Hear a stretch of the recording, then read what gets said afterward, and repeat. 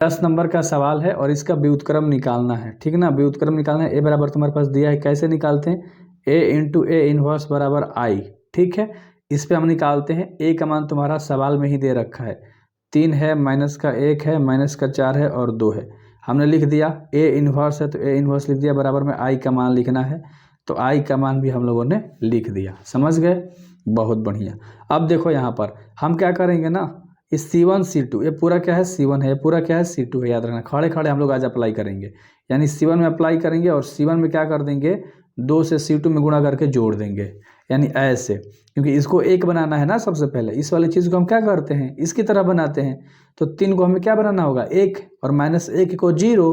तो 3 को अगर 1 बनाना है तो यही नियम लगाएंगे, यानी C1 में 2 जोड़ देंगे, क्योंकि 2 में देखो 2 से C2 में गुणा करना है, पूरा C2 है, 2 से गुणा कर दोगे तो -2 हो जाएगा। तो 3 में जोड़ देना है -2 को, तो क्या हो जाएगा, यहाँ से 1 दे देगा, तो 1 लिख दिया हम लोगों ने। अब -4 है, -4 लिख लो, 2 दूनी 4, C2 हो जाएगा 2 दूनी 4, क्योंकि 2 का गुणा करना है। तो 4 प्लस माइनस क्या हो जाएगा तुम्हारा, खत्म। ए क्या दे देगा, रिजल्ट 0। एंड ए तुम्हारा जस का तस, क्योंकि इससे हमें छेड़छाड़ नहीं करनी है। समझ में आ गया होगा, बहुत बढ़िया।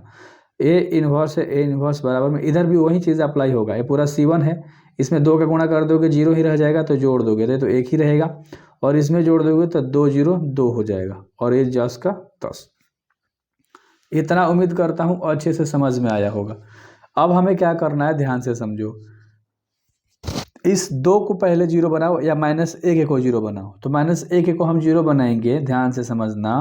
तो हम यहाँ पर क्या अप्लाई करेंगे, C2 में अप्लाई करेंगे, C2 प्लस के C1, C2 प्लस C1, यानी कि पूरा C2 है, ये पूरा C1 है। C2 में अप्लाई करेंगे, पहले C1 वाला जस का तस लिख लो, ठीक है।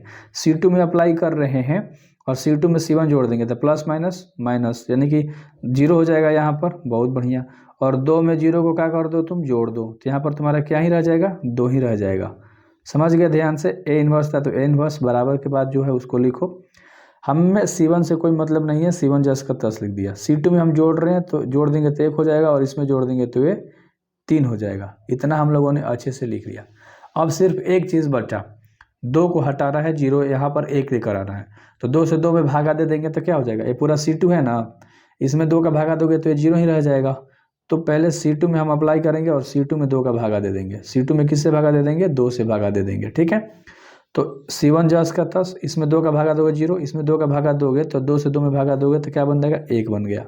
बहुत बढ़िया। ए इन्वर्स जस का तस बराबर के बाद तुम्हारा देखो C1 से कोई मतलब नहीं है, C1 जस का तस। C2 में भागा दोगे 2 से तो 1/2, और एक क्या बन जाएगा, 3/2 लिख दिया हम लोगों ने। अब ए इन्वर्स बराबर तुम्हारा ए आंसर हो गया, क्योंकि ये तो आई का मान आ गया पूरा, और ए क्या हो गया, ए इन्वर्स, और बराबर में 1 है, 1/2 है, 2 है, 3/2 है, और ये तुम्हारा किसका मान आ गया, ए इन्वर्स बराबर क्या आ गया तुम्हारा, यही लगा आंसर हो गया।